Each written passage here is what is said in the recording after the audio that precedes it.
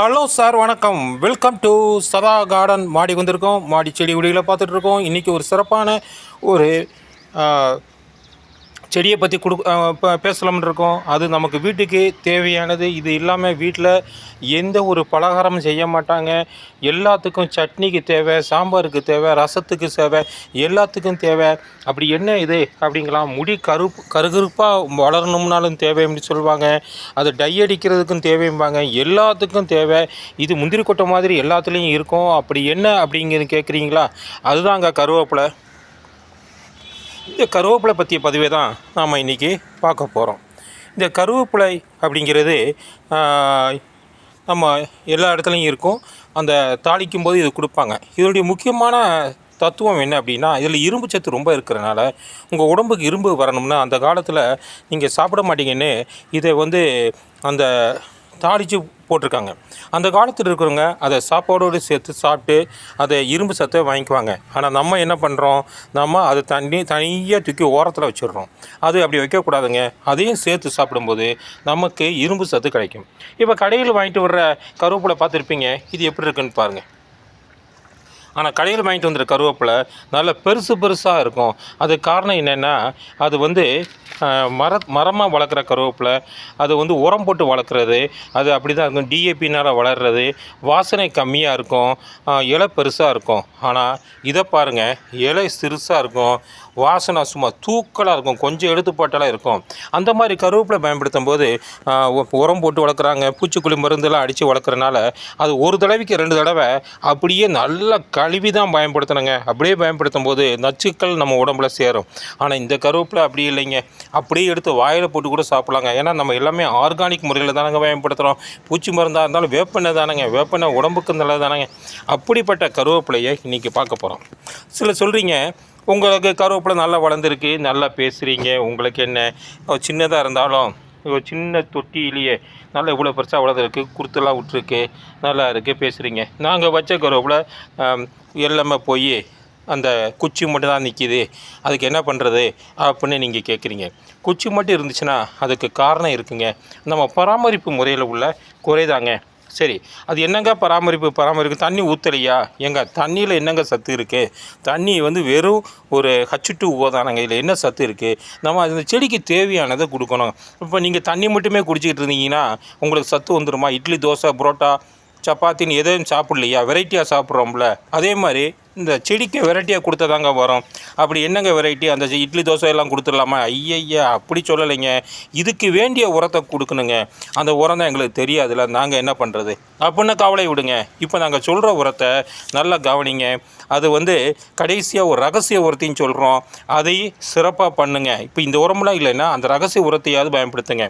Okay, அப்படி என்ன அடிப்படை அப்படின்னு கேட்குறீங்களா? அடிப்படையான ஒரு தகுதி புரினிங்னா என்ன அப்படின்னா, செடி குச்சியாக இருந்துச்சுன்னா அந்த குச்சியில் மேற்பாகத்தை வெட்டணுங்க. இந்த பாகம் இருக்குதுன்னு வச்சுக்குவோம். இந்த பாகத்தை நம்ம இதை பாருங்கள், இப்படி ஒடிச்சு விடணும். இது காஞ்சி போச்சு. அப்போ நம்ம இது என்ன பண்ணலாம் அப்படின்னா, இதை எடுத்துடலாம். அவ்வளோதாங்க. இதுதான் புருனிங். காய்ந்த இலைகள், காய்ந்த குச்சியை வெட்டணும். குச்சி உயரமாக இருந்தால் கட் பண்ணணும். 3 அடிக்கு மேலே வளர விடக்கூடாதுங்க. இதுதாங்க முக்கியமான தத்துவம்.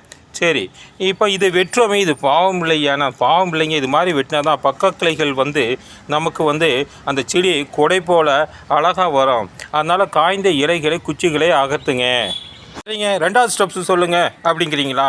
இந்த வேர் நல்லா வளர்ந்தாதாங்க செடி இவ்வளோ அழகாக வரும். வேர் வளர்ச்சிக்கு என்ன பண்ணுறது அப்படின்னா, அதுக்கு புளிச்ச மோர் தாங்க சிறந்தது. இந்த கருவேப்பிலை செடிக்கு புளிச்ச மோர் மிக சிறந்ததுங்க. 2 நாள் 3 நாள் புளிச்ச மோரை தண்ணியில் கலந்து ஊற்றி விடுங்க. வேருக்கு மேலேயும் தெளித்து விடுங்க. இதில் லேக்டோபாசிலஸ் அப்படிங்கிற பேக்டீரியா இருக்கிறனால மண்ணை வளப்படுத்தி இலைகள் கருகாமல் பச்சையாக வளர செய்யும். இலைகள் பெருசாக இருக்கும். சரிங்க, அடுத்தது என்ன அப்படின்னா, கருவேப்பிலை நல்லா வளரணும்னா அதை 2 நாள் தண்ணி ஊற்றாமல் இது மாதிரி வாட விடுங்க.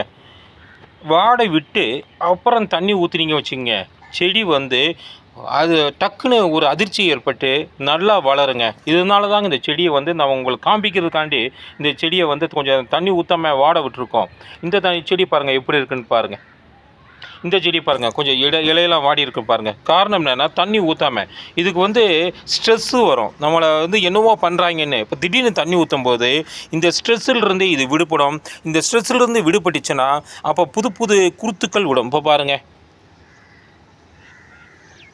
குருத்துக்கள் விட்டுருக்கு பாருங்கள், ஸ்ட்ரெஸ்ஸெலாம் இருக்கிறதுனால. இந்த பாருங்கள் இப்போ தண்ணி ஊற்றுனீங்கன்னா இங்கே பாருங்கள், ஸ்ட்ரெஸ்ஸாக இருக்கும்போது நம்ம சாக போகிறோம், நம்ம இனத்தை எப்படியாவது பெருக்கணும் அப்படின்னு சொல்லி இது என்ன பண்ணணும், இது மாதிரி பண்ணும். இதற்கடுத்து நீங்கள் தண்ணி ஊற்றுங்க, அப்போ இந்த குருத்துக்கள் சிறப்பாக வளரும், இது ஸ்ட்ரெஸ் ஃப்ரீ ஆகிரும். இது உங்களுக்காக இந்த சாம்பிள் கொடுத்துருக்கோம். சரிங்க, அடுத்தது சமையலறை கழிவு நீரை வந்து நம்ம செடிக்கு பயன்படுத்தலாம். என்னக்கா சமையலை கழுவுற நீரை போய் செடிக்கு பயன்படுத்துகிறோமா, அது அசிங்கம் இல்லையா, இதை போய் பயன்படுத்தி போங்க அப்படிங்கிறீங்களா? ஐயா நீங்கள் நான் சொல்கிறத புரிஞ்சிக்க மாட்டேங்கிறீங்க, சொல்கிறதுக்குள்ளே அவசரப்படுறீங்க. சமையலறை கழிவு நீர்னா நம்ம அரிசி கழுவுறோம் பார்த்தீங்களா, பருப்பு கழுவுறோம் பார்த்தீங்களா, அந்த தண்ணி தாங்க. அந்த தண்ணியை கீழே தானே கொட்ட போகிறீங்க. அதில் ஸ்டார்ச் மற்றும் நுண்ணுயிர் சத்துக்கள் ரொம்ப இருக்குங்க. அது செடி வளர்ச்சிக்கு ரொம்ப உதவுங்க. அதை கொண்டு வந்து ஊட்டுங்க. அப்புறம் இந்த மீன் கழுவுற தண்ணி இருக்குது பார்த்தீங்களா, ஆமாங்க, நீங்கள் சைவமாக இருந்தால் விட்டுருங்க. அசைவங்க சாப்பிட்றவங்க வந்து அது மீன் சாப்பிட்றவங்க வீட்டில் மீனை கழுவுவாங்க பார்த்தீங்களா, அந்த தண்ணீரில் வந்து அந்த சத்துக்கள் ரொம்ப இருக்குங்க, நைட்ரஜன் சத்து. அதனால் அதை செடிக்கு ஊற்றுங்க. அப்படி செடிக்கு ஊற்றுறதுனால செடி வேகமாக கொத்து கொத்தாக நல்லா வளருங்க. அதை வந்து பண்ணுங்கள். அதுக்கடுத்து வந்துங்க, இந்த செடி வளர்கிறதுக்கு சூரிய ஒளி அதிக அளவு வேணுங்க. 5 முதல் 6 மணி நேரம் சூரிய ஒளி வேணுங்க. நல்ல சூரிய ஒளி வர்ற இடத்துல வைங்க. இருட்டான ரூமில் வச்சிங்கன்னா அந்த செடியானது வளராது. மண்ணை நல்லா கிளறி விடுங்க. நம்ம மண்ணை பாருங்கள், நல்லா கிளறி விட்டுருக்கோம். அதிலிருந்து ஒரு விதை விழுந்து ஒரு குட்டி கருவேப்பிலை கூட வந்திருக்கு பாருங்கள். ஓகே, இப்போ மண்ணை கிளறி விடுங்க. அதனால் காற்று உள்ளே போய் நுண்ணுயிர்கள் வளரும், செடிக்கு சிறப்பாக வளரும். அதுக்கடுத்து செடி நல்லா வளரணும்னா அதுக்கு வந்து என்ன செய்யணும்னா கடலை புண்ணாக்கை பயன்படுத்தலாம். கடலை புண்ணாக்கை வந்து 2 நாள் ஊற வச்சு அதை 1க்கு 10ங்கிற விதத்தில் கலந்து செடிக்கு ஊற்றுங்க. இந்த பாருங்கள், செடி எவ்வளோ அழகழகாக குருத்தோட சூப்பராக வளரும். அதுக்கடுத்துங்க, நீங்கள் ஒரு சூப்பர் உரம் சொன்னீங்களா, அது என்ன அப்படிங்கிறீங்களா? அந்த அரிசி பருப்பு கழுவுற தண்ணீரை நம்ம என்ன பண்ணணும் அப்படின்னா 2 நாள் நல்லா 2 நாள் புளிக்க வைக்கணுங்க. அதை அப்படியே மாடிக்கு கொண்டு வாங்க. அதோடு இந்த எப்சம் சால்ட்னு சொல்கிற மெக்னீசியம் சல்ஃபேட்டை கலந்துருங்க. கலந்து 1க்கு 10ங்கிற விதத்தில் தண்ணீரை கலந்து செடிக்கு ஊற்றுங்க. அப்படியே மேலேயும் ஊற்றி விடுங்க. அப்போ இதில் மெக்னீசியம் இருக்குது பார்த்தீங்களா, அது வந்து என்ன ஆகும்னா இலைகள் உதிராமல் பச்சையாக மாறுவதற்கு உதவுங்க. அதுக்கடுத்து இந்த வேர் வந்து நல்ல பிடிமானத்தோட கொத்து கொத்தாக வளர விடுங்க. நல்ல வேர் நல்லா பரவி வளரும்போது தான் செடியானது நல்லா வளரும். இதில் உள்ள மெக்னீசியம் இலைகள் பெருசாக அகலமாகவும் வளர உதவும். இப்போ நம்ம அந்த இது மாதிரி நீங்கள் வீட்டில் வளர்க்கும்போது உங்களுடைய குச்சி கருவேப்பிலையும் நாளைக்கு அழகாக வளரும். இந்த ஸ்டெப்ஸ்லாம் நீங்கள் ஃபாலோ பண்ணி உங்கள் கருவேப்பிலை செடியை செழிப்பாக வளருங்க. வீட்டுக்கு ஒரு கருவேப்பிலை இருக்கும்போது நம்ம வெளியே வாங்க வேண்டிய அவசியம் இல்லை. கருவேப்பிலை வேணுமா, அப்படியே மாடிக்கு வரலாம், 2 இலைக்கு பறிச்சுட்டு போகலாம். அதுவும் நம்ம வீட்டு கருவேப்பிலைங்க, வாசனையான கருவேப்பிலைங்க, ஆர்கானிக் கருவேப்பிலைங்க. இதே மாதிரி கருவேப்பிலை நீங்களும் வீட்டில் வளர்க்கணும்னு நாங்கள் விரும்புகிறோம். இந்த பதிவை பற்றி உங்களுடைய கருத்துக்களை கமெண்ட்ஸில் கூறுங்க.